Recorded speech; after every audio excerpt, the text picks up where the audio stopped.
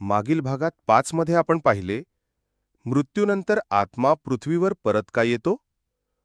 आता पुढे मृत्यूपर्यंत नाही, मृत्यू पलीकडे या सिरीजमध्ये आपले स्वागत आहे. आज आपण समजून घेऊया मृत्यूनंतर आत्म्याचे अनुभव. मृत्यू झाला आणि क्षणातच तो आत्मा शरीरातून अलग झाला. मृत्यूनंतर आत्मा काही वेळातच यमलोकातून पृथ्वीलोकात आपल्या घराकडे येतो. हा व्हिडिओ शेवटपर्यंत पहा. तेथील दृश्य भयचकित करणारं होतं. स्वतःचं निर्जीव शरीर, जमलेले नातेवाईक, रडणाऱ्या माणसांचा आक्रोश. तो गोंधळलेला होता. हे काय झालंय? तो आवाज देतो, आईला, भावाला, मुलाला. पण कोणीच प्रतिसाद देत नाही, कारण आता कोणीच त्याला पाहू शकत नाही. पुढे त्याच्या डोळ्यांसमोर शवयात्रा निघते.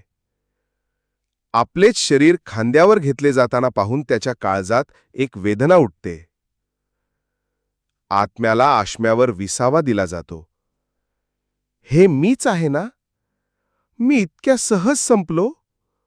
तो रडतो, ओरडतो, पण त्याचा आवाज हवेत विरतो, कारण तो आता शरीर नसलेलं अस्तित्व आहे. स्मशानात प्रेतसंस्कार होतात. स्मशानात शेवटचा अग्नी दिला जातो.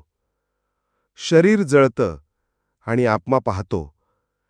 आपलं शेवटचं ठसठशीत रूप आता राखेत रूपांतरित होतंय. त्याला रडावंसं वाटतं, पण अश्रू नाहीत. ओरडावंसं वाटतं, पण आवाज नाही. धावून थांबवावंसं वाटतं, पण शरीरच नाही.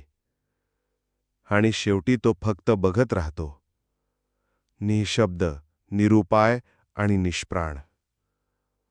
तो परततो घराकडे, पण घराबाहेरच्या विसाव्याच्या आश्म्यावर त्याला स्थान दिले जाते.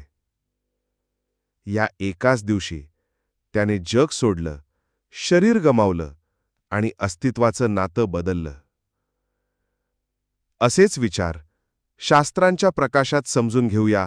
रोज एक विचार, एक सत्य.